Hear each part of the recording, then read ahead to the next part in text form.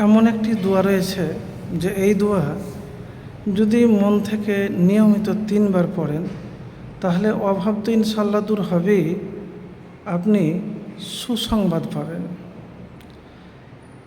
এবারে বলবেন যে সুসংবাদ কই, এত তো কিছু করছি, পাই না তো প্রিয় ভাই, যদি আপনার দোয়া কবুল হয় তাহলে ইনশাল্লাহ পাবেন। তো কোন দোয়ার কথা? আপনি ঋণে জর্জরিত, ঋণ পরিশোধ করতে ব্যর্থ, ঋণ পরিশোধ করতে পারছেন না। তো আমি একটি প্রথমে হাদিসের কথা বলবো, এই হাদিসটি শুনবেন ইনশাআল্লাহ, এবং দোয়াটাও আপনাদেরকে বলবো যে দোয়াতে কি রয়েছে এবং দোয়াটি কি।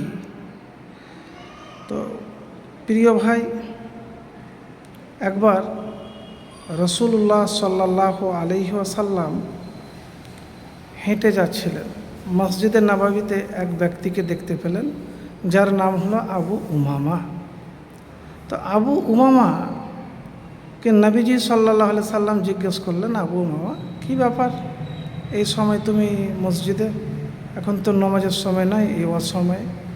তো সেই সাহাবী বললেন, ইয়া রাসূলুল্লাহ সাল্লাল্লাহু আলাইহি সাল্লাম, ঋণ এবং দুশ্চিন্তায় আমি মগ্ন রয়েছি, দুশ্চিন্তা আমাকে ঘিরে ধরেছে, ঋণ পরিশোধ করতে ব্যর্থ।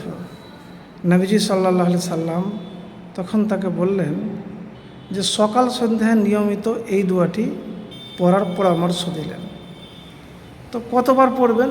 একার হাদিসে লেখা নেই যে 3 বার পড়েন, 7 বার পড়েন, যতবার আপনি পড়তে পারেন, কিন্তু নিয়মিত করবেন।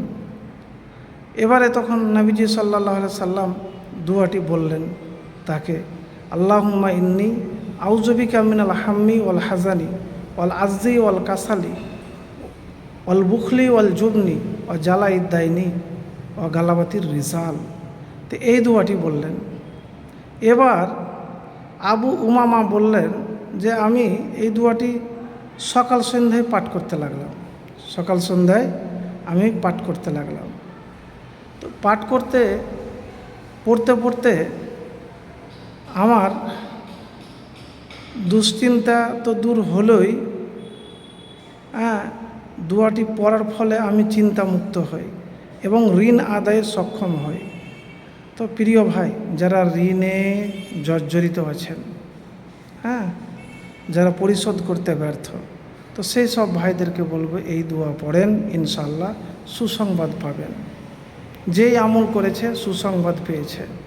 তো দোয়াটি পড়ার আগে দুরূদ শরীফ পড়বেন।